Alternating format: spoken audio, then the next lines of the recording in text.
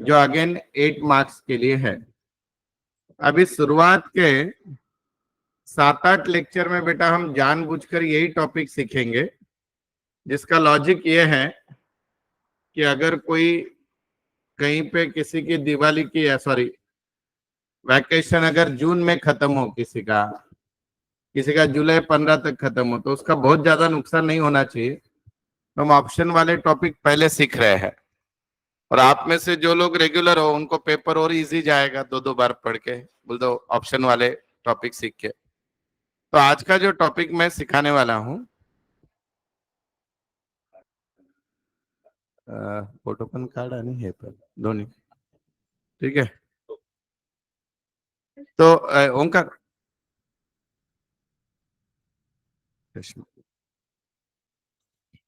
हाँ बेटा मुझे ये बताओ कि समझो आपका अभी 11th का रिजल्ट आया और आपको 10th में 90% थे और 11th में आ गए सीधा सारे जमीन पे, बेस्ट ऑफ 5 नहीं है, ये नहीं वो नहीं, और सीधा 60% आया आपको, समझो 11th में।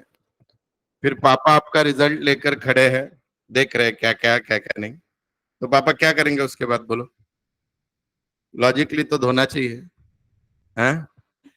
बराबर है। धोने के बाद अगर पापा समझदार है तो पापा क्या करेंगे, फिर एक एक सब्जेक्ट देखेंगे, किस में कम मार्क मिले, किस में ज्यादा मिले, क्यों मिले, पूछेंगे कि नहीं बोलो? इसी को बोलते हैं बेटा एनालिसिस।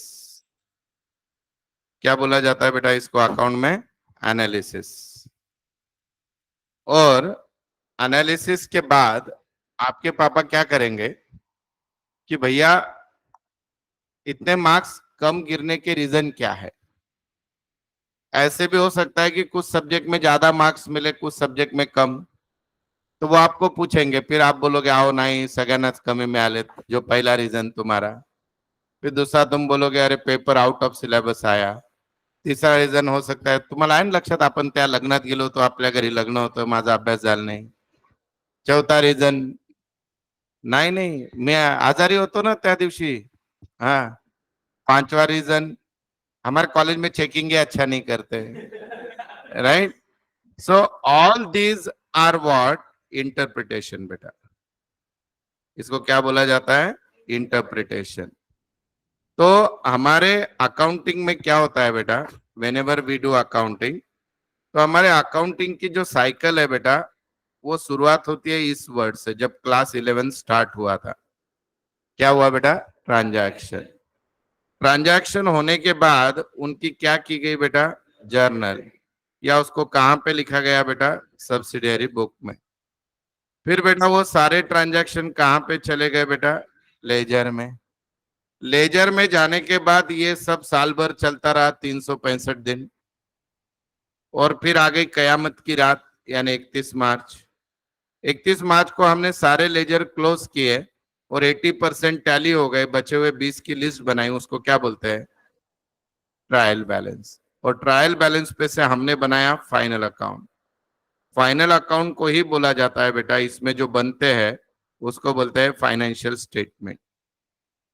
क्या बोलते हैं बेटा इसको? Financial statement. और हमको क्या लगता है बेटा कि फाइनल अकाउंट हो गया यानी काम खत्म। एक्चुअल में बड़े कंपनीज में फाइनल अकाउंट होने के बाद स्टोरी चालू होती है। तो फाइनल अकाउंट तो प्रोसीजरल पार्ट है, कंप्लीट करना ही है। पर फाइनल अकाउंट में जब सारे स्टेटमेंट तैयार हो जाते हैं, बिजनेस में 2 ही स्टेटमेंट बनते हैं फाइनल अकाउंट में। एक होता है इनकम स्टेटमेंट। इनकम स्टेटमेंट यानी क्या बेटा? Trading and profit and loss account. अभी कंपनी अकाउंट में तो ट्रेडिंग अकाउंट होता ही नहीं है, सिर्फ प्रॉफिट एंड लॉस ही होता है। और दूसरा बनता है बैलेंस शीट। बैलेंस शीट को बोलते हैं बेटा पोजीशन स्टेटमेंट। बैलेंस शीट का नाम क्या है हमारे फाइनेंशियल वर्ल्ड में?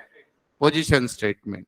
पोजीशन स्टेटमेंट क्यों? क्योंकि बैलेंस शीट एक दिन की होती है, 31 मार्च की। तो 31 मार्च को आपकी क्या हालत है, आना कितना है और देना कितना है, इसलिए उसको क्या नाम दिया गया है? Position statement. तो ये जो पोजीशन स्टेटमेंट और इनकम स्टेटमेंट बना है, उसका कंपनी का हायर लेवल मैनेजमेंट, जो वर्किंग डायरेक्टर्स है, कंपनी जो लोग चलाते हैं, सीईओ है, सीएफओ है, सारे लोग एक साथ बैठकर उसका क्या करते हैं बेटा, अभ्यास करते हैं कि ऐसा क्यों हुआ, पिछले साल इतना था इस साल इतना कैसे हुआ, बढ़ गया तो क्यों बढ़ा खर्चा, कम हो गया तो कम क्यों हुआ, इनकम बढ़ी तो उसके रीजन क्या है, सही में प्रोडक्ट में दम है या और कुछ था, कम हो गई तो क्यों कम हुआ सेल। इन सब का वो क्या करते हैं, एनालिसिस करते हैं, बोलते कंपैरिजन करते हैं। और ये कंपेयर करने के मैनेजमेंट अकाउंटिंग में टोटल 8 मेथड्स है। कितने मेथड है बेटा, 8। उसमें से आपको 8 के 8 सिलेबस में दिए है, पर प्रॉब्लम एक पे ही आता है, वो कौन सा आएगा बताऊंगा, लेकिन मैं सिखाऊंगा सारे 8 के 8 मेथड। तो वो कंपेयर करने की जो मेथड है, एनालिसिस करने की जो मेथड है, उसको बोलते हैं एनालिसिस ऑफ फाइनेंशियल स्टेटमेंट। ये आपका टॉपिक नंबर 2 का नाम है। क्या नाम है टॉपिक का, एनालिसिस ऑफ फाइनेंशियल स्टेटमेंट। तो फाइनेंशियल स्टेटमेंट यानी क्या, फाइनल अकाउंट। फाइनल अकाउंट यानी क्या, इनकम स्टेटमेंट और पोजीशन स्टेटमेंट। इनकम स्टेटमेंट यानी क्या बेटा, ट्रेडिंग अकाउंट। इनकम स्टेटमेंट यानी क्या, P&L अकाउंट। और पोजीशन स्टेटमेंट यानी क्या, बैलेंस शीट। तो इनका डीप में स्टडी करना और उसके रिजल्ट्स पे डिस्कशन करना यानी एनालिसिस, और ऐसा क्यों हुआ ये ढूंढ के निकालना यानी इंटरप्रिटेशन। जैसे आपके पापा ने आपका रिजल्ट देखा और बोला कि बाबा कितने कितने मार्क्स मिले, क्या क्या हुआ, अरे पिछले साल तो इतने थे अभी इतने, तो दिस इज एनालिसिस। और फिर अब आपको पूछ रहे बेटा कारण बता क्यों ऐसे हुआ, देन दैट इज इंटरप्रिटेशन। फिर कुछ जगह आप जवाबदार, कुछ जगह टीचर जवाबदार, कुछ जगह कोई भी नहीं, किस्मत खराब। So this is called as what, analysis. तो हमको ये सिलेबस में ये टॉपिक एक्चुअली बेटा आपको पता है, अकाउंटिंग के बहुत सारी ब्रांचेस है। फाइनेंशियल अकाउंटिंग है, कॉस्ट अकाउंटिंग है, मैनेजमेंट अकाउंटिंग है, इन्फ्लेशन अकाउंटिंग है, ह्यूमन रिसोर्स अकाउंटिंग है। तो ये जो टॉपिक है बेटा मैनेजमेंट अकाउंटिंग का पार्ट है, जो बड़े बड़े कॉर्पोरेट्स कंपनीज में सबसे ज्यादा यूज होता है। कंपनी को वो फाइनेंशियल स्टेटमेंट से कुछ लेना देना नहीं होता है बेटा, बैलेंस शीट क्या बता रही, ट्रेडिंग पे। उनका जब पोस्टमार्टम करके उसका एनालिसिस करते हैं, हर आइटम को उसके अंदर के प्रॉपरली डीपली उस पे डेटा कलेक्ट किया जाता है, क्यों ऐसे हुआ, दैट इज इंपॉर्टेंट, क्योंकि आगे उस पे डिपेंड होते हैं बिजनेस के decision. So that is called analysis of financial statement. समझा आपको इंट्रोडक्शन टॉपिक का। और उस पे स्टडी करना यानी एनालिसिस, और उसके रीजन ढूंढना, दैट इज कॉल्ड इंटरप्रिटेशन। बोलता है ऐसा क्यों हुआ वो ढूंढ के निकालना, इसको क्या बोला जाता है, इंटरप्रिटेशन। अभी बोर्ड पे ध्यान दो सब लोग।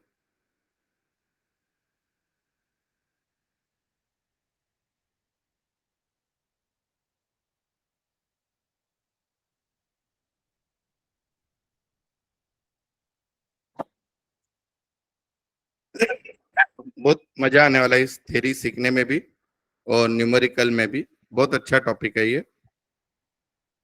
नए नए शब्दों का मीनिंग भी समझेगा आपको आज। कुछ बिजनेस के नए नए फंडामेंटल भी समझेंगे, अगर गलती से बिजनेसमैन बन गए आप तो, है कि नहीं। जो बिजनेस टर्मिनोलॉजी है वो समझेगी आपको। देखो बेटा, ये है आपके टॉपिक का नाम जो दिया है यहाँ पे ऊपर।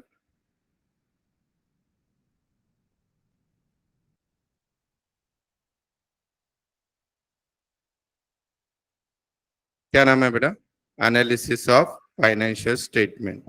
अब देखो यहाँ पे अगर आप अच्छे से देखते हो तो फाइनेंशियल स्टेटमेंट कौन से दो बोले मैंने, बैलेंस शीट यानी position statement, profit and loss account यानी क्या बेटा, इनकम स्टेटमेंट। इनका हम लोग क्या करते हैं, एनालिसिस। एनालिसिस यानी मेथड्स है, cash flow statement, ratio analysis, common size statement, ये अलग अलग मेथड्स है, तो दैट इज कॉल्ड एनालिसिस।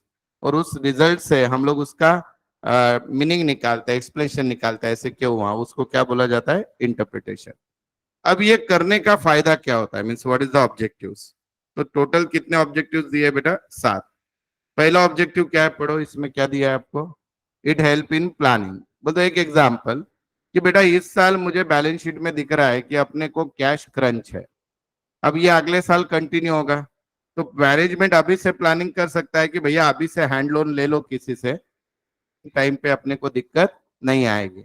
या समझो आपको ऐसे दिखा कि अपने कंपनी का सेल बढ़ रहा है और अपना जो रॉ मटेरियल लगता है उसका हमेशा शॉर्टेज रहता है, तो आप क्या कर सकते हो, already raw material in advance पूरा बुक कर सकते हो साल भर का। सो ऐसे बहुत सारे बिजनेस डिसीजन के लिए क्या लगती है, प्लानिंग। वो कहाँ से पता चलती है, एनालिसिस से। What is the second point बेटा, it assist to estimating the earning of the business. बेटा हर कंपनी में साल शुरुआत होने के पहले ही नेक्स्ट ईयर के रिजल्ट बनाए जाते हैं, जिसको बजट बोलते हैं। क्या बोला जाता है बेटा? बजट। जैसे अभी इंडिया का गवर्नमेंट में जनवरी फरवरी में एनुअल बजट आता है, तो एनुअल बजट में गवर्नमेंट क्या करती है, साल भर में जीएसटी और इनकम टैक्स से कितना रुपया जमा होगा और उससे गवर्नमेंट खर्चा कितना करेगी। तो गवर्नमेंट क्या कर रही है बेटा? एस्टिमेट्स बना रही है। किसका बना रही है? अर्निंग का भी बना सकते हो आप, एक्सपेंसेस का भी। थर्ड है, it assist in investment making decision. बोल दो अभी समझो बेटा, मुझे पता चल रहा है, मैंने स्टेटमेंट बना करके अपने को इस साल बहुत पैसा आने वाला है, तो वो बहुत पैसा आने के लिए मैं साल भर की राह नहीं देखूंगा। अगर मुझे एस्टिमेट में बता रहा है कि पैसे बहुत आने वाले हैं, तो मैं शायद अप्रैल महीने से इन्वेस्टमेंट चालू कर दूं, तो उससे मेरे कंपनी को और फायदा होगा, ब्याज ज्यादा मिलेगा। So that type of decision you can take. It help management in accessing the efficiency of organisation. बेटा दो चीजें होती है, ग्रोथ एंड इफिशियंसी। अगर आपको, आपने खुद से खुद का कंपैरिजन किया तो आपको इफिशियंसी पता चलती है, और आप जब लोगों से ये करते हो तो ग्रोथ पता चलती है। और खुद का लास्ट ईयर का डेटा करंट ईयर से किया तो growth also you can understand. Suppose बेटा आपको 10th में 50% थे, 12th में 70 हो गए, तो क्या हो गई बेटा? ग्रोथ। और आप दोनों फ्रेंड साथ में पढ़ाई कर रहे थे, same class, same college, same study hours, आपको 70% मिला, फ्रेंड को 90 मिला, तो उसने अच्छे से किया, सो इफिशियंसी पता चलती है। वैसे ही बिजनेस में आप जब आपका डेटा, प्रीवियस ईयर का डेटा खुद से कंपेयर करोगे तो क्या पता चलेगा? इफिशियंसी, और मींस इफिशियंसी या ग्रोथ। और जब आपके साथ वालों से करोगे तो क्या होगा? इफिशियंसी। देन उसके बाद है, it provide financial information about economic resources. यानी क्या बेटा? जैसे आपको पता है कि नॉर्मल बिजनेस में तो पैसा हमको डालना होता है, पर कंपनीज पैसा कहाँ से जनरेट करती है? Equity shares, preference share, debenture, loans. तो कंपनी को अगर दिख रहा है कि भैया अपनी फाइनेंशियल पोजीशन खराब होने वाली है, तो कंपनी अभी से क्या कर सकती है? प्लानिंग कर सकती है इकोनॉमिक रिसोर्सेस, कि अपने को कुछ एसेट बेच के पैसा आ सकता है क्या, बिजनेस बेच के पैसा आ सकता है क्या, ये सब कुछ। Then to provide information about changes in net resources arising out of business activity. Business activities से आने वाला अगर प्रॉफिट समझ में आ गया, तो आपको उस हिसाब से प्लानिंग करते आएगी कि वो प्रॉफिट कैसे बढ़ा सकते हो, या अगर लॉसेस है तो वो कैसे कम कर सकते हो। And last, to disclose other information that is relevant the need of the user of financial। Financial statement की बहुत सारी चीजें होती है, जैसे कि एग्जांपल कॉन्टीजेंट लायबिलिटी है, तो कॉन्टीजेंट लायबिलिटी से आने वाली रिस्क पता चलती है, तो वो भी इसमें स्टडी किया जाता है। मुझे बताओ, ऐसा एनालिसिस करना, इंटरप्रिटेशन करना, ये बिजनेस के लिए फायदे का है या नुकसान का है? बहुत अच्छा है, होना ही चाहिए कि नहीं? आपके भी खुद के मार्क्स आपने एनालिसिस करने चाहिए कि नहीं? अपन कितने पानी में देखना चाहिए कि नहीं? तो पर इसके कुछ डिसएडवांटेज है, वो तो हर चीज के दो दो साइड होती है। तो इसके डिसएडवांटेज सब्जेक्ट टू कंडीशन है, पर डिसएडवांटेज है तो पढ़ना पड़ेगा, एग्जाम में आ सकता है। समझो इस टॉपिक पे बेटा अगर न्यूमेरिकल नहीं आया तो यही थ्योरी का क्वेश्चन आएगा, व्हाट आर द फीचर्स और importance of analysis of financial statement and explain the limitations. तो लिमिटेशन यानी निगेटिव पॉइंट, पहला क्या है बोलो? Qualitative information are ignored. अभी आपका ही एग्जाम्पल लेते हैं हम लोग। समझो बेटा आपने रिजल्ट पापा को बता दिया, और पापा ने देखा कि यार इसको 11th में अकाउंट में 40 मार्क थे या 90 मार्क थे, और 12th में 60 हो गए, तो पापा क्या बोले? बाप रे, 30 मार्क कम हो गए। क्या बोलेंगे पापा? 30 मार्क कम हो गए। ये क्वांटिटेटिव इंफॉर्मेशन है या क्वालिटेटिव है? क्वांटिफाई किया ना, 60 के 90 के मार्क 60 हो गए, तो क्वांटिटी में बात की है। लेकिन पापा ये भूल गए कि इसमें क्वालिटेटिव भी बात हो सकती थी। कैसे? आपने पापा को बताया कि पापा आपको पता है क्या कि मैं ना पहले मराठी मीडियम में था और अब इंग्लिश मीडियम लिया 12th में, मैं इतना करके भी मराठी से इंग्लिश में जाकर और इस साल पेपर डिफिकल्ट आकर मेरा सेंटर भी ऐसा है जहां पे मेरा पहले बेंच पे नंबर है, उसके बाद भी मैंने 60 मार्क। ये कौन सी इंफॉर्मेशन है? Qualitative information. तो फाइनेंशियल एनालिसिस जब किया जाता है, सिर्फ नंबर्स को देख के किया जाता है, सिचुएशन को देख के नहीं किया जाता, तो उसमें क्या मिसिंग रहेगा? फिर क्वालिटेटिव इंफॉर्मेशन मिसिंग रहेगी। What is the second point बेटा? Historical cost. हमारी सारी अकाउंटिंग किस पे चलती है? अभी समझो मैंने किसी को बोला कि मेरी फाइनेंशियल पोजीशन निकाल के बताओ, और मेरे बैलेंस शीट में बेटा दो ही आइटम है, एक ये बिल्डिंग है, ये क्लासरूम है समझो, और इसको समझो मैंने 15 साल पहले लिया है जब 60 लाख रुपए में था। कितने में था? 60 लाख। और मेरे सर पे लोन दिख रहा है 1 करोड़। कितना दिख रहा है? 1 करोड़। लोन तो आज की वैल्यू में दिखेगा बैच के साथ, और वो क्लासरूम कितना दिखेगा, may be less than 60 lakh depreciation जाके। तो कोई भी व्यक्ति क्या बोलेगा, इस इंसान की फाइनेंशियल पोजीशन कैसी है, अच्छी है खराब है? खराब है। लेकिन बेटा आज की कॉस्ट इस क्लासरूम की 5 करोड़ है, अब बहुत अच्छी है। तो हम हिस्टोरिकल कॉस्ट यूज करने के कारण हमारा जो एनालिसिस है वो सही आता है या गलत आता है? गलत आता है। तो दैट इज द डिसएडवांटेज। देन बेटा थर्ड क्या है, based on accounting concept and convention. हमारे अकाउंटिंग के कुछ कुछ कॉन्सेप्ट ऐसे हैं जो रियल लाइफ से मैच नहीं करते, लेकिन फिर भी यूज करना पड़ता है। जैसे आपको याद है 11th में परंपरा, प्रतिष्ठा, अनुशासन, dual aspect concept, money measurement concept, याद आया कुछ? तो अकाउंटिंग कॉन्सेप्ट के कारण बहुत बार आपके कैलकुलेशन क्या हो जाते हैं, गलत, क्योंकि वो हम कंसिडर करना पड़ता है किसको, कॉन्सेप्ट को, रूल्स को। फोर्थ पॉइंट बहुत अच्छा है, इन्फ्लुएंस बाय पर्सनल जजमेंट। यानी क्या, देखो आपकी डे टू डे लाइफ का एग्जांपल देता हूं तो इमीडिएटली समझ में आ जाए।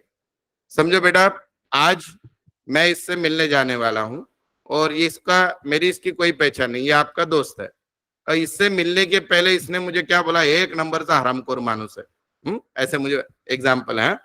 तो अब मैं जब इससे मिलने जाऊंगा तो मेरे पूर्व ग्रह दूषित रहूंगा मैं, मेरे दिमाग में क्या रहेगा, ये कुछ भी अच्छा बोला है, कुछ तो प्लान होगा, उसने बोला है, हाँ अच्छा आदमी नहीं।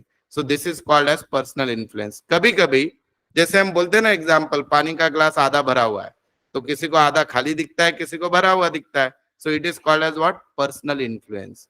तो कभी कभी जब ये एनालिसिस किया जाता है, एक हाथ को, जैसे एक आपका ही एग्जाम्पल, आपको 10th में 90% थे, 12th में 70 आ गए। मैं गलत एग्जाम्पल क्यों दे रहा हूँ, जल्दी समझ में आएगा। मेरी तो इच्छा है 10th से ज्यादा है, ठीक है, लेकिन समझो बेटा 12th में कम आ गए।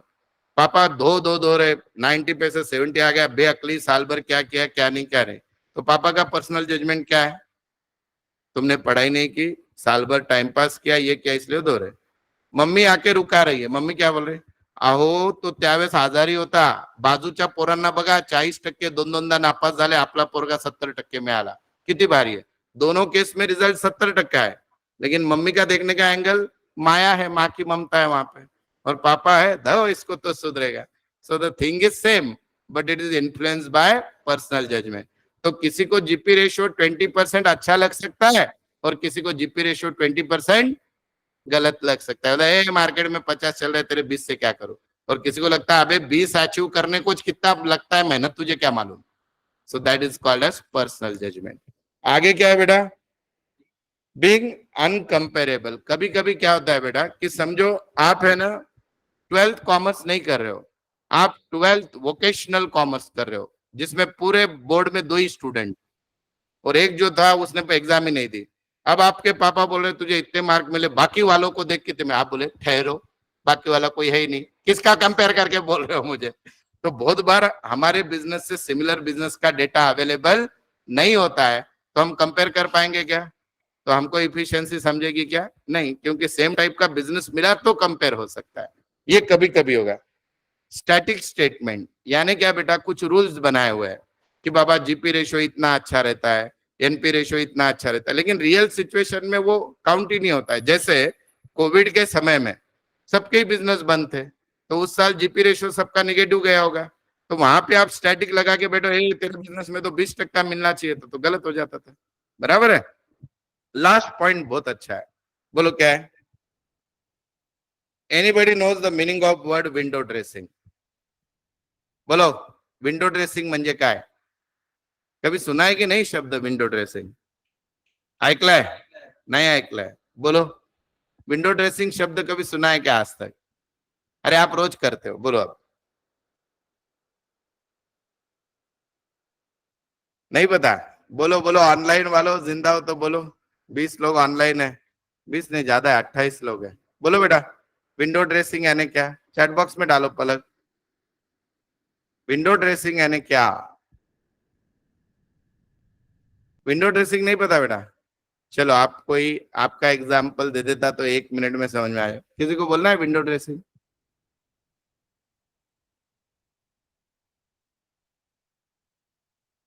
अच्छा, manipulation of accounts to present, okay.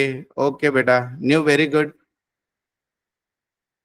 हमारी गलती छुपाना, ओके। विंडो ड्रेसिंग का मतलब क्या है कि प्रेजेंटेशन ऐसा करो कि वो जो है वो छुप जाए और कुछ अलग दिखे। जैसे आप एक सब्जेक्ट में फेल हो गए, मालूम है घर पे धोने वाले हैं, तो आप जाके क्या रहे हो, मम्मी गॅस निकाल एवढा खराब झाला ना, सगळेजण नापास झाले आणि मला कमी मार्क मिळाले।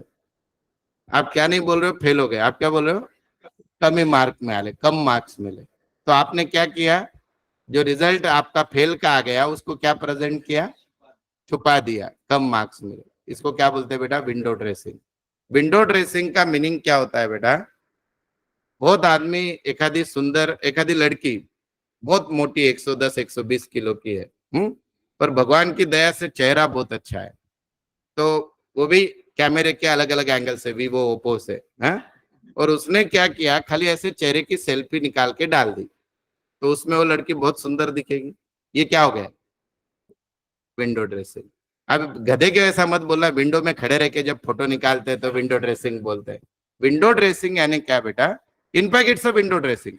बोल दो कैसे, अभी समझो मैंने इतना ही मेरा पोर्शन, अभी पेट आया हुआ है भगवान की दया से, और मैंने इतना ही पोर्शन ऐसे मैं खड़ा हूँ खिड़की में और बोला एवढीच फोटो घे, तो बढ़िया लगेगा आदमी, बराबर है। So what I am doing, window dressing. अब मेरा एग्जांपल दिया तो हंसना आ जाता है तुम लोग, तुम्हारा समझे क्या विंडो ड्रेसिंग, जो नहीं है उसको प्रिटेंड करना, इसको क्या बोलते हैं बेटा, विंडो। तो अकाउंट में ऐसा कैसा कर सकते हैं, कोई देगा एग्जांपल, खर्चे कम बता दो, क्लोजिंग स्टॉक की वैल्यू बढ़ा के बता दो। क्लोजिंग स्टॉक ज्यादा बताए तो जीपी ज्यादा आएगा कि नहीं, और जीपी ज्यादा आएगा तो एनपी ज्यादा आएगा, तो इसको क्या बोलते हैं, विंडो ड्रेसिंग। तो विंडो ड्रेसिंग यानी क्या, सजावट। अरे beauty parlour is the best example of window dressing, बराबर ना। कितने सारे रील्स आते हैं बिफोर आफ्टर के, चक्कर आके गिर जाए आदमी, है? तो व्हाट इज, काय सर सच्चे है ना बेटा, है? सच्चे है कि नहीं बोलो बरा, this is called as what, window dressing. तो विंडो ड्रेसिंग यानी अकाउंट में विंडो ड्रेसिंग क्या होती है, सच्चाई को छुपाना, इस तरह से छुपाना कि जो ध्यान में ना आए। ऐसे बहुत सारे केस स्टडीज इनकम टैक्स में आते हैं। बोल दो, एक ने क्या लिखा था, क्लोजिंग स्टॉक का वैल्यू बढ़ा दिया था, और एनुअल रिपोर्ट में क्या लिखा, stock is valued at the present price, note में लिख दिया उसने। बोल दो उसने क्या किया, स्टॉक की वैल्यू बढ़ा के बता दी, और नोट में क्या लिखा, हमने प्रेजेंट वैल्यू पे ले लिया जो ज्यादा है, तो एज पर अकाउंटिंग प्रिंसिपल वो गलत है। तो उसने क्या किया, विंडो ड्रेसिंग। तो विंडो ड्रेसिंग का मतलब समझा गया अभी सबको। तो इन डिसएडवांटेज के कारण एनालिसिस कभी कभी गलत जाता है। अब एनालिसिस की पहली मेथड हम लोग स्टार्ट कर रहे हैं, लिखो नोटबुक में, टॉपिक का नाम लिखो, analysis of financial statement. Analysis, हाँ तुम्ही आधी वेळ आहे ना बेटा, करणार आहात तुम्ही, धोखा देणार आहात। फाइनेंशियल स्टेटमेंट, टॉपिक का नाम है एनालिसिस ऑफ फाइनेंशियल स्टेटमेंट। अरे जस्ट एग्जाम्पल को समझो रे, भावनाओं को समझो, हमारे दर्द को समझो। एनालिसिस ऑफ फाइनेंशियल स्टेटमेंट, ठीक है, लिखा बेटा, लिखो 8 मार्क्स, टॉपिक का वेटेज है 8+2, 10 मार्क के लिए आता है टॉपिक। 2 मार्क के ऑब्जेक्टिव क्वेश्चन जो कंपलसरी रहेंगे, और 8 मार्क का न्यूमेरिकल या थ्योरी, न्यूमेरिकली आता है, राइट। उसमें बेटा सुनो, अभी एनालिसिस के टोटल कितने मेथड है, 8, पर प्रॉब्लम जनरली आता है एक ही इस पे, रेशियो पे, पर बाकी इस पे आ गया तो फिर आपके बैड लक, क्योंकि उसको बिना कैलसी के सॉल्व ही नहीं कर सकते, परसेंटेज निकालने। आपले वांदे 10% काढता येत नाही पॉइंट मध्ये, तर फार दूरची गोष्ट आहे का नाही सगळ्यांचेच। मग काय काय नाही लोळायचं यांच्या मुख्यमंत्र्यांच्या गाड्यासमोर, कैलसी अलाउड करो बोलने का। लिखो, तो हमको जो मेथड आती है उसका नाम है रेशियो एनालिसिस। लिखो नाम बेटा, रेशियो एनालिसिस। अभी आप सब लोग मैथमेटिक्स सीखे हो बेटा कभी ना कभी, तो मुझे बताओ रेशियो का मीनिंग क्या होता है। रेशियो को अगर डिफाइन करने को बोला मैंने आपको, so what is ratio, proportionate, इतना ही, प्रोपोर्शनेट कंपैरिजन, इतना ही, और बिटवीन टू वेरिएबल्स, ओके, और टू और मोर वेरिएबल्स, ओके, और कुछ? अच्छा, रेशियो कैसे होता है बेटा, शब्दों में होता है क्या नंबर्स में? वाह, वेरी गुड, ठीक है। और कैसे आता है रेशियो? कुछ न कुछ गुणाकार भागाकार प्लस माइनस करके आता है कि नहीं? और अच्छा, किन चीजों का मल्टीप्लीकेशन सब्सट्रैक्शन डिवीजन किया जाता है? नंबर्स का। पर कैसे नंबर्स होते हैं? Connected with each other. ऐसा कभी रेशियो निकालते हुए देखा क्या? एग्जाम में मिले हुए मार्क और वजन, हाइट और मार्क्स, ऐसे देखा है कभी? हाँ, इनकम और सर के बाल, हाँ, ऐसा रेशियो निकलता है क्या कभी? नहीं। तो रेशियो कैसे निकलता है? जो चीजें एक में से कनेक्टेड होती है। तो लिखो रेशियो का डेफिनेशन। और कहीं पे भी स्पेलिंग नहीं आई, मराठी में लिख देने का, न लाजता, कारण आपली नोटबुक आपणच वाचणार आहोत परत. कोण घेणार? Ratio is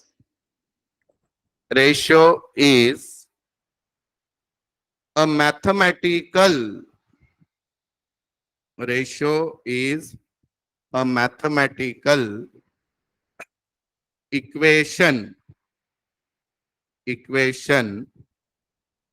which shows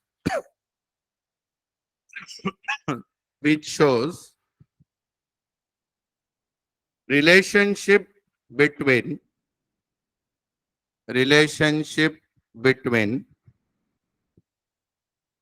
two or more variables,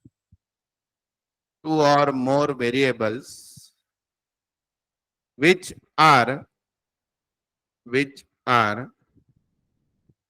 connected with each other,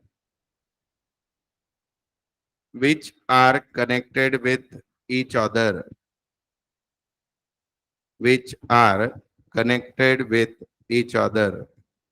लिखा? आगे लिखो. Ratios can be expressed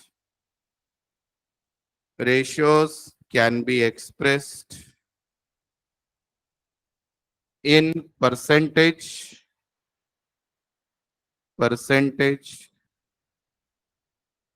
comma, proportion,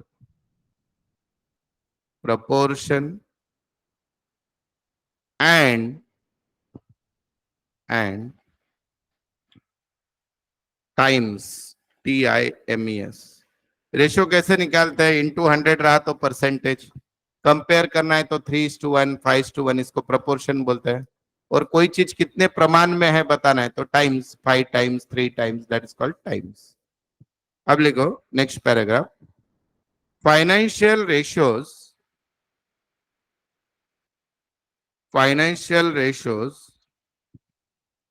are divided into 4 categories.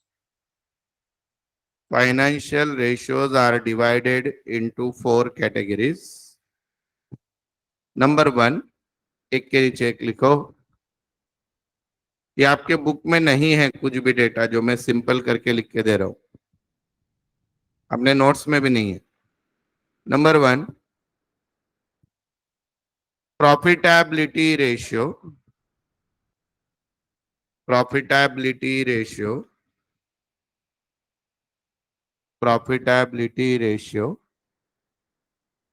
Number 2, turnover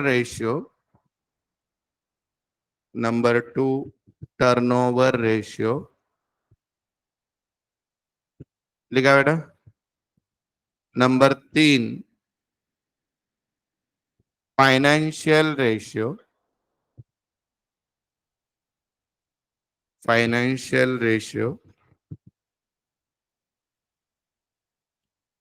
और last, leverage ratio, LEVERAG, leverage ratio.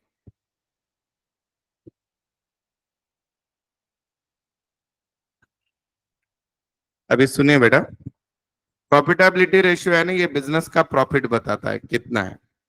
Turnover ratio business की efficiency बताता है कि आप और आपके कॉम्पिटिटर में कौन अच्छा काम कर रहा है, स्पीड से काम कर रहा है। फाइनेंशियल रेशियो होता है आपका फ्यूचर क्या है। अभी बिजनेस का फ्यूचर 2 टाइप का होता है बेटा, एक होता है शॉर्ट टर्म और एक होता है लॉन्ग टर्म। यानी क्या? आप ज्योतिष के पास गए और हाथ बताया भैया 12th पास होऊंगा क्या, तो ये क्या है? आपके लाइफ का कौन सा गोल है, शॉर्ट टर्म या लॉन्ग टर्म? Short term. और ज्योतिष भैया कब मरूंगा, लॉन्ग टर्म।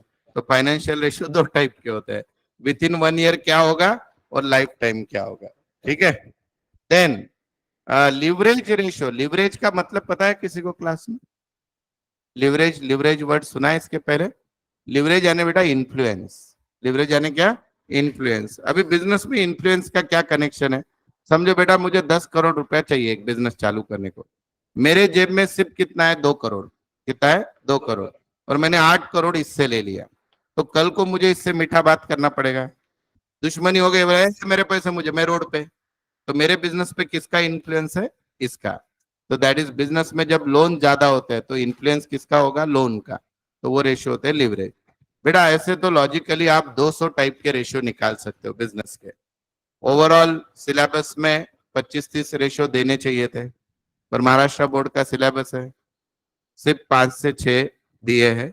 हम 8 एक लिख के लेंगे पर प्रॉब्लम में 4-5 आएंगे।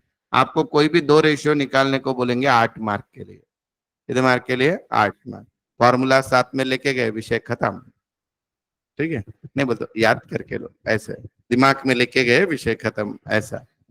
तो लिखो अभी पहला रेशियो, ग्रॉस प्रॉफिट रेशियो।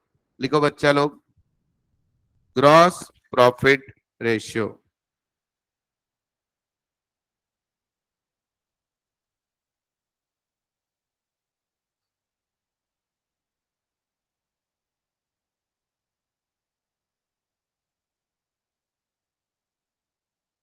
ये दिखा सबको? तो बेटा ये पहले क्या किया है ना, पहले 2 लाइन है वैसे लिख के निकालो। This ratio measure the relationship between gross profit, यहां तक, यहां तक परसेंटेज है वैसे लिखो।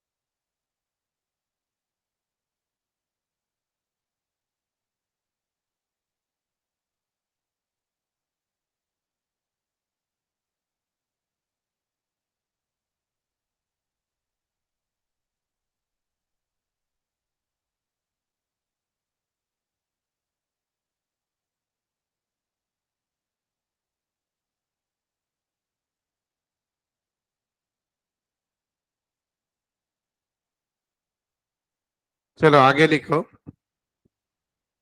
Higher the ratio better it is. लिखो उसके आगे sentence, HIGHER, higher the ratio better it is.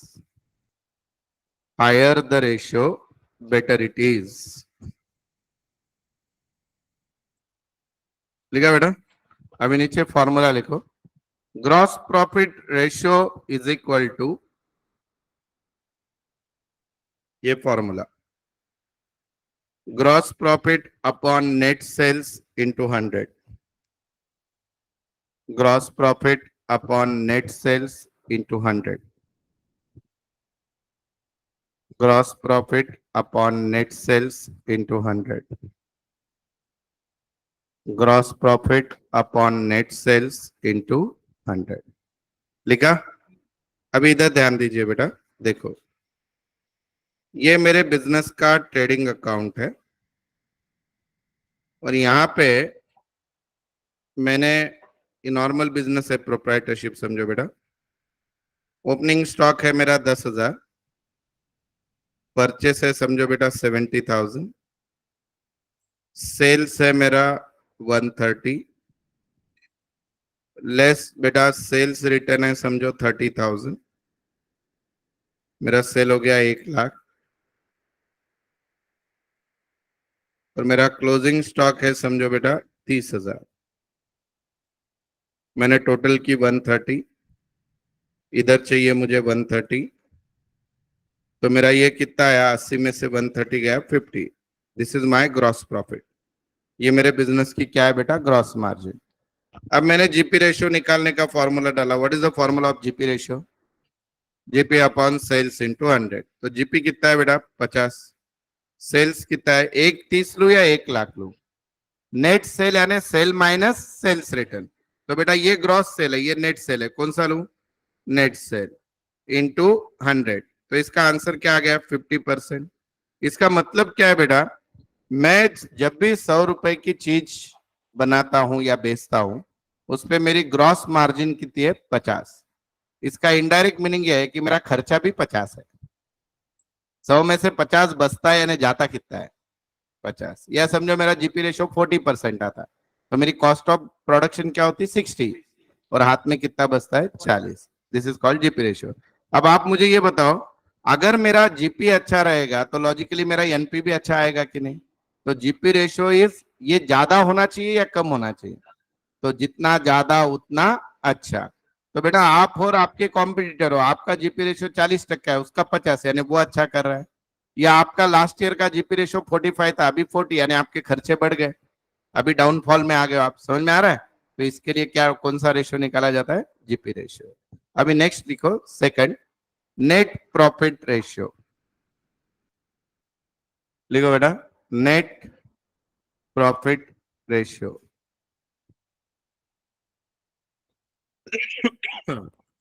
Net profit ratio, this ratio shows the relationship between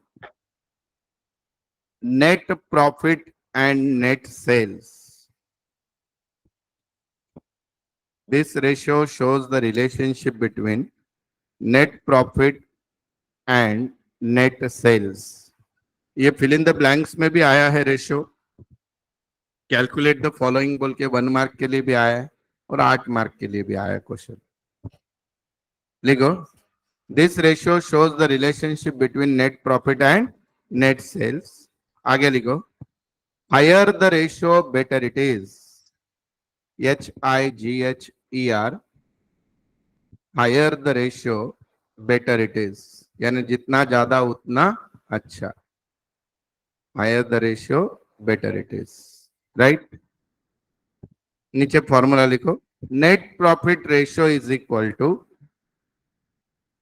net profit ratio is equal to net profit divided by, म्हणजे आडवी line, divided by net sales, net profit divided by net sales into 100, into 100। यानी क्या बेटा, हमने अभी 2 minute पहले कौन सा रेशियो देखा, जीपी रेशियो। अब मुझे लॉजिकली बताइए, as a owner of a business, आपके हाथ में जीपी बसता है या एनपी बसता है? नेट प्रॉफिट बसता है बेटा। हाथ में रहने वाला प्रॉफिट कौन सा है, नेट प्रॉफिट, सब खर्चा जाने के बाद। तो मैं अगर बिजनेस का ओनर हूं तो मुझे बिजनेस में क्या मिलेगा, जीपी हाथ में आएगा या एनपी? तो एनपी से बिजनेस की क्या पता चलती है, earning capacity.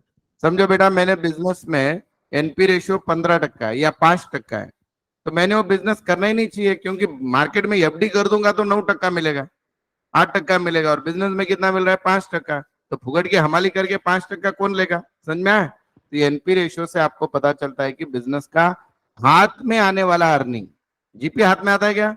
GP just indicator की एनपी अच्छा हो सकता है। जैसे टर्म एंड के मार्क क्या है? जीपी है, और फाइनल एग्जाम का एवरेज क्या है बेटा? एनपी है। तो आपका रिजल्ट किससे डिसाइड होगा, टर्म एंड से या फाइनल मार्क्स से? फाइनल मार्क्स से। तो बिजनेस के फाइनल मार्क्स यानी क्या बेटा? NP. So that is net profit. तो नेट प्रॉफिट रेशियो जितना बड़ा उतना बिजनेस अच्छा। अब तीसरा और चौथा रेशियो थोड़ा डिफिकल्ट है, समझने में भी डिफिकल्ट है और एक्सप्लेन करने में भी। प्रॉपरली लिख लेना, एग्जाम में अगर ये रेशियो निकालने आया तो 4 मार्क मिलेंगे। कितने मिलेंगे? 4। ये वाले आए तो 2-2 मार्क मिलेंगे। तो अभी लिखो next ratio, operating profit ratio. लिखो बच्चा लोग, ऑपरेटिंग प्रॉफिट रेशियो। ऑनलाइन वाले जिंदा हो क्या? एक बार थम्स अप डालो बोला ओए पब्लिक।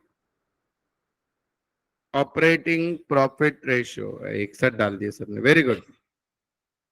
देखो, this ratio indicates relationship between,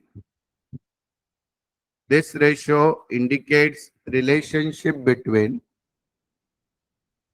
operating profit and net sales. Operating profit and net sales. Operating profit and net sales. Operating profit means, लिया बेटा, operating profit means profit earned purely, profit earned purely from business activity. Profit earned purely from business activity. Profit earned purely from business activity. Formula लिखो बेटा, operating profit ratio is equal to operating profit, operating profit divided by net sales, operating profit divided by net sales into 100, into 100। नीचे लिखो, note, note बोल के लिखो, operating profit कैसे निकालते हैं लिखो, operating profit is equal to gross profit, gross profit minus operating expenses, gross profit minus operating expenses, gross profit minus operating expenses. लिखा सबने? तो अभी बेटा इसका मीनिंग क्या होता है समझ के लो, कि अभी मैं, मेरा समझो बिजनेस का सेल्स है 1 करोड़ और मेरा नेट प्रॉफिट है 20 लाख। पर ये जब मैंने नेट प्रॉफिट 20 लाख निकाला, इसमें मेरे बहुत सारे बिजनेस छोड़ के भी अदर इनकम है, और खर्चे में भी बहुत सारे बिजनेस छोड़ के उस अदर इनकम वाले खर्चे है। सर नहीं समझा? एग्जाम्पल समझो बेटा, मैं क्लास चलाता हूं, तो what is my major source of income? Fees. पर समझो बेटा, जब ये क्लास खाली होता है, यहाँ पे मैं इसको रेंट पे दे देता हूँ, तो वो मेरी बिजनेस इनकम है क्या बेटा? वो अदर इनकम हो गई। समझ में आया? और वो जो मैं जब उस समय रेंट पे देता हूं, तब यहाँ पे एक स्टाफ रखना पड़ता है उन पे ध्यान रखने के लिए, उसको जो सैलरी दे रहा हूं वो मेरे बिजनेस से रिलेटेड है क्या? तो ऐसी इनकम और ऐसी एक्सपेंसेस जो बिजनेस की नहीं है, उनको बाजू में कर दो, प्योर बिजनेस की इनकम निकालो, उसको कौन सा प्रॉफिट बोलते हैं? Operating profit. यानी profit earn from business activity, pure business का प्रॉफिट निकालना, यानी क्या बोलते हैं बेटा उसको? Operating profit. Have you understand this? तो this is called as operating profit ratio. अब बेटा देखो दिक्कत क्या पे सर, ये तो बहुत इजी है, उतना टेंशन नहीं आया हमको। अब दिक्कत क्या है, जब आप नेक्स्ट रेशियो का नाम सुनोगे तब आएगी। लिखो नेक्स्ट नाम, नेक्स्ट रेशियो का नाम है ऑपरेटिंग रेशियो। नेक्स्ट का नाम क्या है? Operating ratio. बोल, क्या लगता है दोनों सेम लगते हैं कि नहीं?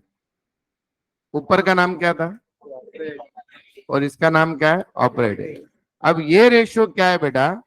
ये प्रॉफिट, अभी तक के तीनों रेशियो प्रॉफिट वाले, जीपी, एनपी और ऑपरेटिंग प्रॉफिट रेशियो, और वो तीनों का लॉजिक क्या? जो ज्यादा वो अच्छा। ये खर्चे का रेशियो है। बोलते ऑपरेटिंग रेशियो क्या होता है? बिजनेस के ऑपरेटिंग एक्सपेंसेस और सेल्स, इनका कनेक्शन ढूंढता है। बोलो समझो बेटा, ऑपरेटिंग प्रॉफिट रेशियो और ऑपरेटिंग रेशियो जो होते हैं, दोनों भी रेसिप्रोकल होते हैं बेटा। क्या होते हैं? दोनों भी रेसिप्रोकल। सर रेसिप्रोकल यानी क्या? समझो बेटा, मेरा ऑपरेटिंग प्रॉफिट रेशियो 20% है बिजनेस का। कितना है? 20%। तो बेटा मेरा ऑपरेटिंग रेशियो 80% आएगा। ऑपरेटिंग रेशियो कितना आएगा? 80%। इसका मतलब क्या? मेरे हाथ में 20% प्रॉफिट रह रहा है, इसका मतलब मेरा खर्चा 80% है।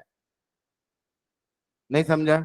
समझो मेरा ऑपरेटिंग प्रॉफिट रेशियो 10% है, तो मेरा ऑपरेटिंग रेशियो कितना आएगा? 90। मेरा ऑपरेटिंग प्रॉफिट रेशियो 5% है, तो मेरा ऑपरेटिंग रेशियो कितना आएगा? 95। तो इसका लॉजिकल मीनिंग क्या? कि मैं अगर ये 100 रुपए की चीज बेच रहा हूं, तो मेरा 95 रुपीज खर्चा हो रहा है उसके पीछे, हाथ में कितना बच रहा है? 5। प्योर बिजनेस की इनकम। और अगर मैं बोल रहा हूं कि मेरा नेट प्रॉफिट रेशियो 15% है, पर ऑपरेटिंग प्रॉफिट रेशियो 5% है, यानी इसका मतलब बिजनेस का ओवरऑल प्रॉफिट 15 है, पर प्योर बिजनेस का प्रॉफिट सिर्फ कितना है? 5। और प्योर बिजनेस का प्रॉफिट 5 है, यानी प्योर बिजनेस का खर्चा कितना है? 95। तो इसको कौन सा रेशियो बोलते हैं? Operating ratio. तो ऑपरेटिंग रेशियो के बारे में क्या बोला जाता है? Lower the ratio better it is. क्यों? जितना कम रहेगा उतना अच्छा ना, क्योंकि ये किसका रेशियो है? खर्चे का। खर्चा ज्यादा रहना चाहिए कम? कम। लिखो operating ratio. This ratio shows the relationship between total operating cost and net sales. This ratio shows the relationship between total operating cost and net sales.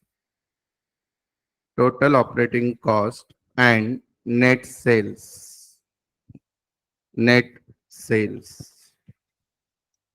Net sales. ठीक है? फॉर्मूला लिख दो बेटा। Operating ratio is equal to, छोटा सा formula है देखो एकदम, cost of goods sold. Board पे दिख रहा है क्या? जूम करूं? कॉस्ट ऑफ गुड्स सोल्ड, ये वाला formula, cost of goods sold plus operating expenses, cost of goods sold plus operating expenses divided by, मोठी आडवी line, divided by net sales into 100, into 100। लिख दिया सबने? नीचे लिखो, नोट लिखो, नोट। अभी इसमें बेटा 100 हमको पता है, नेट सेल पता है, क्या क्या पहली बार आया है? कॉस्ट ऑफ गुड्स सोल्ड और ऑपरेटिंग एक्स। तो मैं आपको नोट लिख के दे रहा हूं कि कॉस्ट ऑफ गुड्स सोल्ड कैसे निकालते हैं। लिखो, नोट लिखो।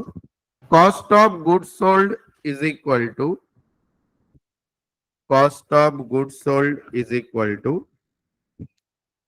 इसके दो फॉर्मूले है बेटा, लिखो। इज इक्वल टू, पहला sales minus gross profit, sales minus gross profit. लिखा? Sales minus gross profit. लिखा सभी ने? और लिखो, और जो बोर्ड पे लिखा हुआ है छोटा सा लिखो, opening stock plus purchases plus wages minus closing stock, minus closing stock, minus closing stock. लिखा सभी ने? सबने लिख दिया? Okay, opening stock plus purchases plus wages minus closing stock. दूसरा लिखो, operating expenses is equal to, operating expenses is equal to office and administrative expenses, office and administrative expenses, office and administrative expenses plus selling and distribution expenses, plus selling and distribution expenses, selling and distribution expenses. लिखा सबने? Okay, मतलब business का खर्चा in short. अब लिखो next number 5, नया ratio. आपके पास कोई व्यक्ति आया और बोला कि मेरे पास एक बहुत बिजनेस का धांसू आइडिया है, आपके पास बहुत पैसा है, तो आप पहला क्वेश्चन क्या पूछोगे उसको? आइडिया क्या है? अच्छा, उसके बाद क्या पूछोगे? चलो पहला प्रश्न गलत पूछ लिया आपने। दूसरा, दूसरा बोलो ऑनलाइन वाले आप भी। हाँ, कैपिटल कितना लगेगा? क्या पूछोगे आप? इन्वेस्टमेंट कितनी लगेगी, बराबर है कि नहीं? क्योंकि उसकी आइडिया बहुत भारी होगी, अपनी जेब में पैसा तो चाहिए होता है। दूसरा, तीसरा प्रश्न क्या पूछोगे? वेरी गुड हर्षित। हाँ, रिटर्न्स कितना मिलेगा, यानी प्रॉफिट कितना मिलेगा, बराबर है। तो कोई भी मार्केट में जब भी पैसा डालता है तो एक शब्द कमर्शियल फील्ड में बार बार आता है, उसका नाम है बेटा ROI. What is ROI? Return on investment. अभी समझा, ये मेरे पास आया, अहो सर ते आता एसपी कॉलेजच्या समोर एक ते अभिनंदन चहा स्टॉल झालाय, तसाच आपण आपल्या खाली पण पार्किंग मध्ये येवले चहा टाकूया। बोले ठीक है डालते हैं, कोई बात नहीं। मेरा कितनी इन्वेस्टमेंट लगेगी? ये बोला 25 लाख। कितनी इन्वेस्टमेंट लगेगी? 25 लाख। तो 25 लाख क्या हो गया बेटा? Capital employed. 25 लाख क्या हो गया? Capital employed. फिर मैं बोला अरे साल का प्रॉफिट कितना मिलेगा? वो बोला 5 लाख। कितना मिलेगा? 5 लाख। तो कितना आरओआई हो गया बेटा? 20% हो गया। 5 लाख डिवाइडेड बाय 25 लाख यानी 1/5 यानी 20%। तो अच्छा रिटर्न है। मैंने क्या बोलना चाहिए? हाँ, बराबर है कि नहीं? मार्केट में मेरे पास पैसा एफडी करूंगा तो 6-7% मिलेगा, यहाँ पे 25% मिल रहा है, अच्छा है। 20% मिल रहा है, अच्छा है। फिर उसके बाद मैंने पूछा अरे बहुत अच्छा प्रपोजल है यार, आरओआई तो बहुत अच्छा है, अपन तो 4-5 एवले डाल लेंगे, अपने जितने ब्रांच है हर जगह एम्बिशियस के नीचे एवले, ऐसा कर लेंगे। फिर मैंने इसको पूछा, 2 मिनट बाद मेरी जरा बत्ती सुल गई और मैं बोला ये कितने साल तक का एग्रीमेंट है फ्रेंचाइजी? बोला सर सिर्फ 4 साल अपन कर सकते हैं। कितना कर सकते हैं? 4 साल। अब बोलो इन्वेस्टमेंट करना चाहिए कि नहीं? नहीं करना चाहिए, हमारी हो जाएगी ना बेटा। हर साल 20-20% 5-5 लाख तुम्हारे या 5 साल कर सकते हैं समझे। तो 5 साल में भी कितने निकलेंगे? 25। तुमने डाले कितने? 25। क्या हुआ? खाया पिया कुछ नहीं, गिलास पूरा 12 ना, फुकट में हमारी हो गई ना। तो बिजनेस करो, वो डिसीजन लोगे या नहीं लोगे? हाँ बोलोगे या ना बोलोगे? ना, इसको बोलते हैं आरओआई। क्या बोलते हैं बेटा इसको? आरओआई। तो लिखो, return on investment, return on investment, ROI. This ratio calculate earning. This ratio calculate earning on capital employed. This ratio calculate earning on capital employed. This ratio calculate earning on capital employed. Earning on capital employed. लिखा आपने? तो लिखो ratio ROI is equal to, ROI यानी return on investment, ROI is equal to net profit divided by capital employed, net profit divided by capital employed into 100, into 100। ठीक है, अब problem ये है, आपके लेवल में सब दिया हुआ रहता है, कंपनी के प्रॉब्लम में कैपिटल एम्प्लॉयड निकालना पड़ता है, नेट प्रॉफिट, अभी 12th के लेवल में सब कुछ डायरेक्टली दिया हुआ रहता है। अब हम आगे बेटा लास्ट दो रेशियो में लिखो। नेक्स्ट रेशियो नंबर क्या है अभी? 6। लिखो करंट रेशियो, लिखो fast. Current ratio, this is a financial ratio, this is a financial ratio which shows relationship between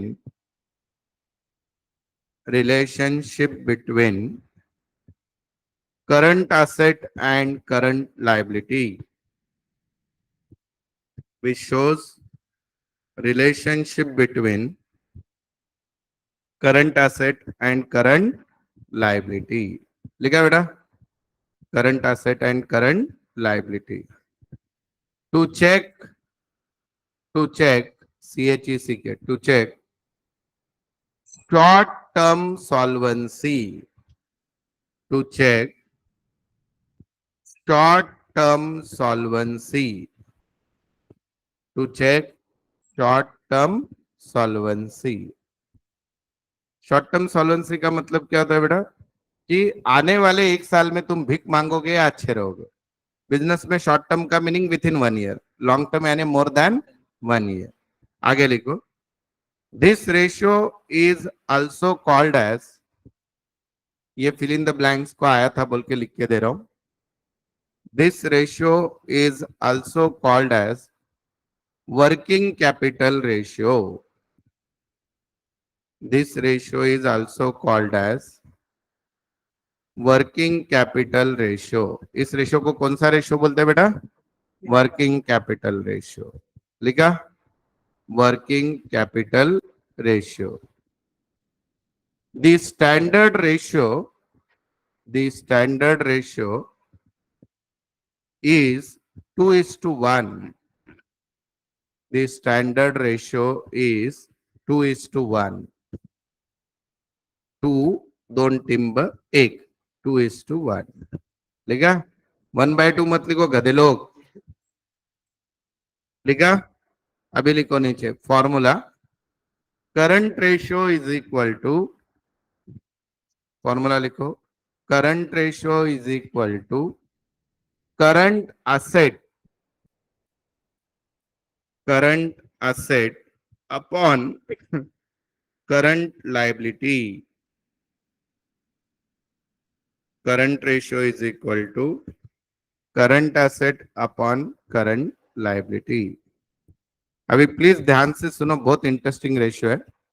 सबसे पहले बेटा मैं ऐसा अज्यूम करके चल रहा हूं कि आपका कल रात में एक्सीडेंट हुआ सर के बल, जिसमें आपका जितना भी हार्ड डिस्क था, मेमोरी डिस्क था, पूरा उड़ गया। तो किसी को कुछ भी नहीं आता, ये अज्यूम करके ही सिखा रहा हूं मैं। बेटा आप लाइफ टाइम भी ऐसे ही कर सकते हो बोलना सर, ठीक है? ये हमारा चाइनीज मोबाइल है, मेमोरी रहता ही नहीं, राइट? तो बोलो बेटा, एसेट यानी क्या? Property belongings to the business, जिसकी भी वैल्यू है, जो बिजनेस ओन करता है, that is called asset. Asset के बेसिकली वैसे तो बहुत सारे टाइप है, पर दो इंपॉर्टेंट टाइप है बेटा, फिक्स एसेट और करंट एसेट। तो बोलो फिक्स एसेट किसको बोलते हैं? कशाला म्हणतात फिक्स एसेट? क्या? जो मोर देन 1 ईयर जिनका लाइफ है, जैसे इस रूम में एसी है, फैन है, कैमरा है, कंप्यूटर है, ये बिल्डिंग है, ये सारे कौन से एसेट है? फिक्स एसेट है। व्हाट इज करंट एसेट बेटा? जिनका आप एक साल के अंदर जिनको इजीली कैश में कन्वर्ट कर सकते हो। जैसे बिजनेस में कैश है, बैंक बैलेंस है।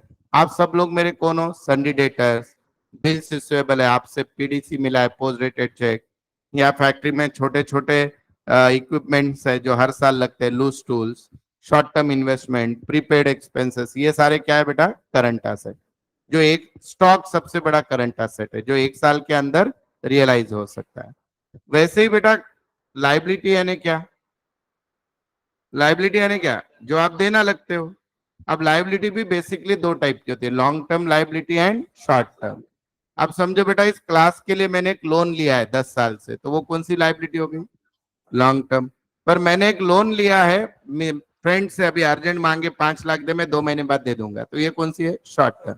तो जो लाइबिलिटी 1 साल के अंदर सेटल होती है उसको क्या बोलते हैं? Short term. अभी मार्केट से मैं उधारी में आपके नोट छपा के ला रहा हूँ, तो ये क्या हो गया बेटा? Short term. क्रेडिटर्स हो गया, उसको पोस्ट डेटेड चेक दे दिया, बिल्स पेबल।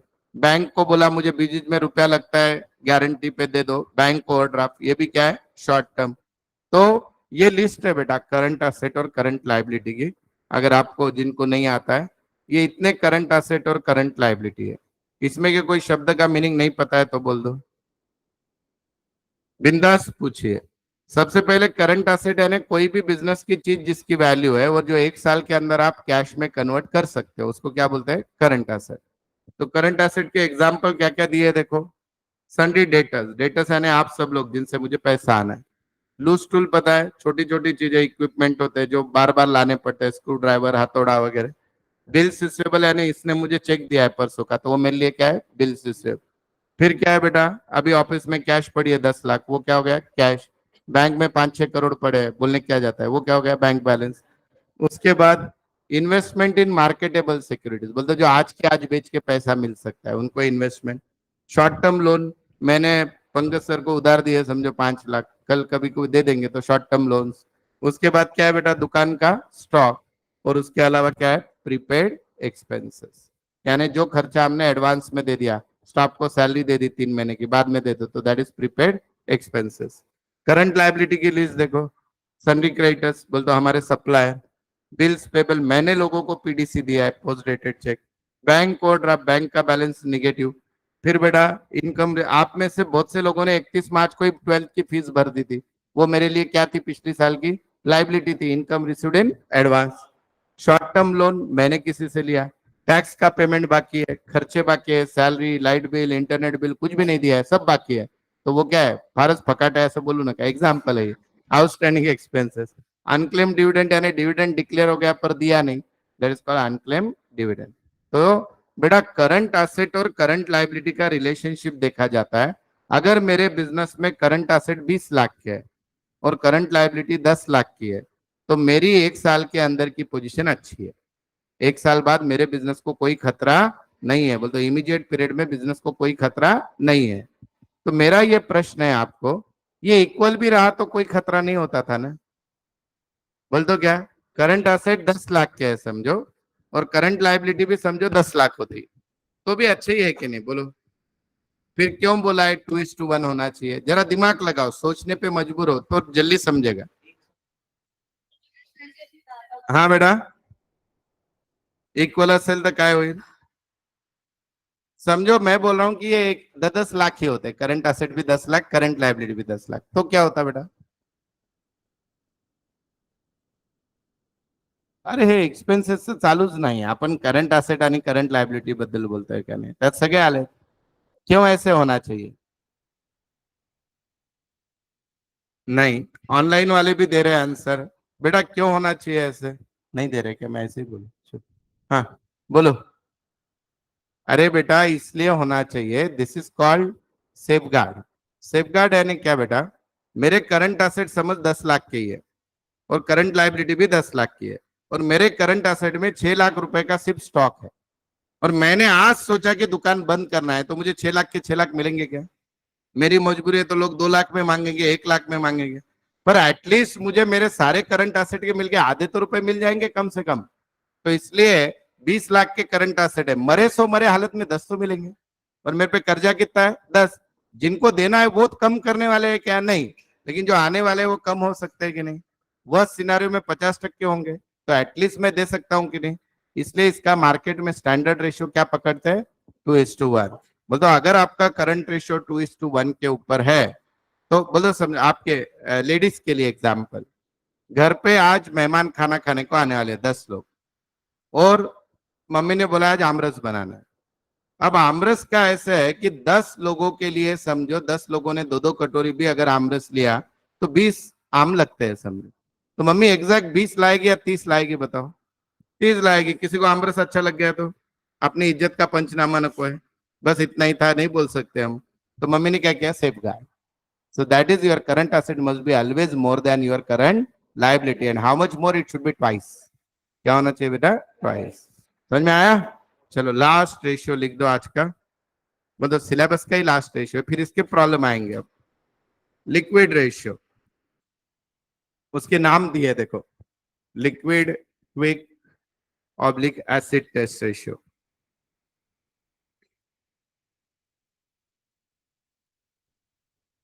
बेटा फाइनेंशियल वर्ल्ड में लिक्विड शब्द का मीनिंग क्या होता है? यहाँ पे लिक्विड है ना बेटा, वो केमिकल वेमिकल लोचा नहीं है, हाँ? लिक्विड का मतलब क्या होता है बेटा? जो कैश में इजीली कन्वर्ट हो सकता है। जैसे अभी देखो इलेक्शन चल रहा है, व्यापारी क्या बात करते हैं, मार्केट में लिक्विडिटी गायब हो गई। लिक्विडिटी गायब हो गई यानी क्या बेटा? कैश फ्लो कम हो गया। समझ में आया? तो लिक्विड यानी क्या? वो करंट एसेट जो इमीडिएट कैश दे सकते हैं, सिर्फ उतने ही लो, जो नहीं दे सकते वो मत लो। अब मुझे बताओ कि आज आपने दुकान बंद करने का सोचा, तो ऐसा कौन सा करंट एसेट है जो अर्जेंट बेसिस पे पैसे नहीं दे सकता, अच्छे पैसे नहीं दे सकता? डेटा तो दे देंगे, आपने मजबूरी बताई तो स्टॉक। किसके पैसे इमीडिएटली नहीं मिलते बेटा? स्टॉक के। क्योंकि अगर बेचने भी, अब आपका कपड़े का दुकान है समझो तिलक रोड पे, और बोला आज बंद करना है, तो आपको बाजार भाव बेचना पड़ेगा, कुछ भी 100 रुपए में एक, उस पे दो फ्री, ऐसे कुछ। तो लेकिन आपको सही प्राइस चाहिए तो मिलेगी क्या? तो स्टॉक को लिक्विड एसेट नहीं पकड़ते हैं बिजनेस में, unless your business is of jewellery. नहीं समझा इंग्लिश? समझा ना? ज्वेलरी के बिजनेस में स्टॉक हो सकता है इजीली, बराबर है कि नहीं? ज्वेलरी तो कोई भी आधी रात को ले लेगा, कुछ नहीं तो उसके गोल्ड के ओरिजिनल रेट में ले लेगा। पर इमेजिन करो मेरी कपड़े की दुकान है, कल तक मैं जींस पैंट 1000 में बेच रहा था, आज बोल रहा हूँ दुकान बंद करने, कोई लेगा 1000 में? 200-300 में लेगा। मेरी जरूरत है तो कितने में भी मांगेंगे। दूसरा, मैंने जो स्टाफ को सैलरी वैलरी एडवांस दे के रखे, उनको पता चला बिजनेस बंद हो रहा है, वो देंगे पैसे वापस? तो दो करंट एसेट ऐसे है जिसके इमीडिएट पैसे नहीं मिलते, कौन कौन सा? स्टॉक और प्रीपेड एक्सपेंस। तो वो छोड़ के सारे करंट एसेट को बोलते हैं लिक्विड एसेट। क्या बोलते हैं बेटा? Liquid asset. और वैसे ही सारी करंट लायबिलिटी में बैंक ओवरड्राफ्ट छोड़ के सारी लायबिलिटी को क्या बोलते हैं? Liquid liability. Sir bank overdraft क्यों नहीं पकड़ते हैं, किसी को पता है लॉजिक? अच्छा, मैं आपको सिर्फ अकाउंट नहीं सिखा रहा हूँ, बिजनेस सिखा रहा हूँ। मेरा काम है आपको डेप्थ में बताऊं, जिंदगी में गलती से बिजनेसमैन बन गए तो बोल देना उस टाइम सर ने सिखाया था। तो क्या सिखा रहा हूं मैं आपको कि समझो बेटा, मेरे मुझे बिजनेस शुरुआत करने के लिए 2 करोड़ लोन चाहिए।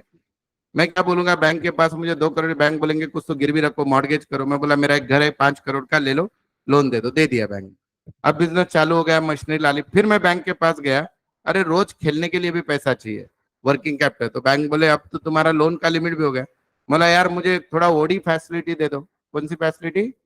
ओडी बोलते हो? ऑडी नहीं बेटा, ओवरड्राफ्ट। ओवरड्राफ्ट को और एक नाम है सीसी, कैश क्रेडिट। तो बैंक क्या करता है, आपके अकाउंट में जितना बैलेंस है उससे ज्यादा पैसा आपको विड्रॉ करना अलाउड करता है। और वो जो बैंक ओवरड्राफ्ट फैसिलिटी मिलती है, बैंक उसकी गारंटी लेता है। किसकी? स्टॉक की गारंटी लेता है। आपके दुकान का स्टॉक अब आपका नहीं रहेगा, किसका रहेगा? बैंक का। अब अगर मैं लिक्विड एसेट में स्टॉक नहीं पकड़ रहा हूं, तो लिक्विड लाइबिलिटी में बैंक ओवरड्राफ्ट पकड़ूंगा क्या? मैं बोलूंगा स्टॉक तुम तुम्हारा बेच के लो पैसा, मुझे क्या लेना देना है? तो बैंक ओवरड्राफ्ट किस में नहीं आता है? Liquid liability. तो सारे करंट एसेट क्या छोड़ के? स्टॉक और प्रीपेड एक्सेट। और सारी liquid liability, current liability and liquid liability क्या छोड़ के? Bank overdraft. समझ में आया? और ये बेटा लिक्विड रेशियो का स्टैंडर्ड फॉर्म है 1:1। क्या फॉर्म है बेटा लिक्विड रेशियो? मतलब करंट रेशियो क्या होना चाहिए? 2:1। लिक्विड रेशियो क्या होना चाहिए? क्यों 1:1 होना चाहिए मालूम है आपको? लिक्विड रेशियो 1:1 भी बहुत डिफिकल्ट है बेटा मेंटेन करना। क्यों बताऊं? अभी बेटा मेरी दुकान है, मेरे दुकान के टोटल करंट एसेट 10 लाख के है। मैं उधारी पे गुड्स देता नहीं, मेरा स्टॉक ही 8 लाख का है। स्टॉक तो चला गया बाजू में, बचा कितना?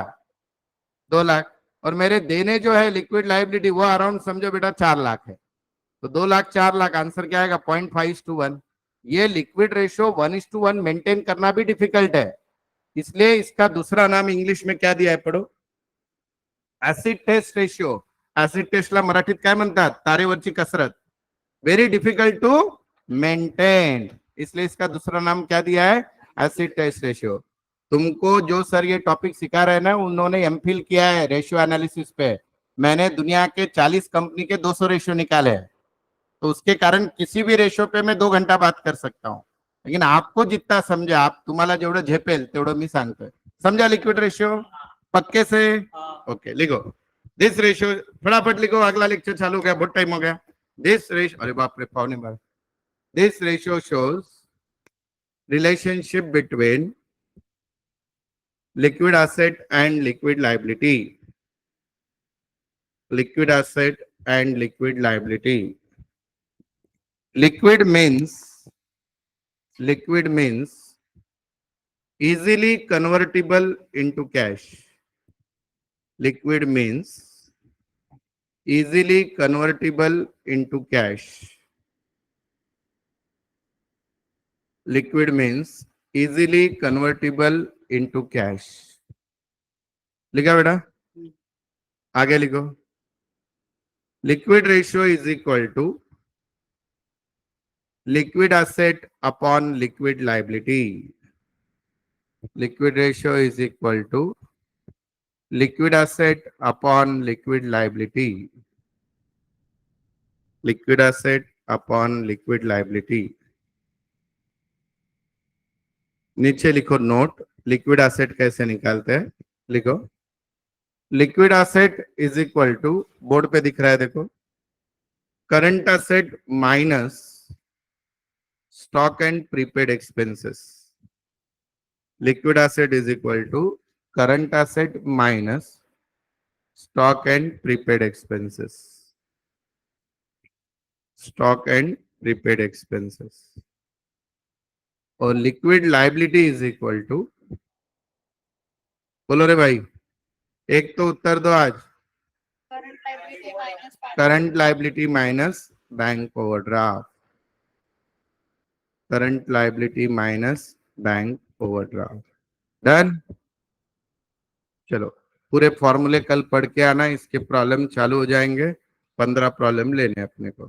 ठीक है, बहुत इजी टॉपिक है. फॉर्मूले खाली साथ में लेके जाना है दिमाग में. चलो बाय बेटा. बाकी फ्रेंड्स को बताओ, आपके शुरुआत मिस हो जाएगी नहीं तो.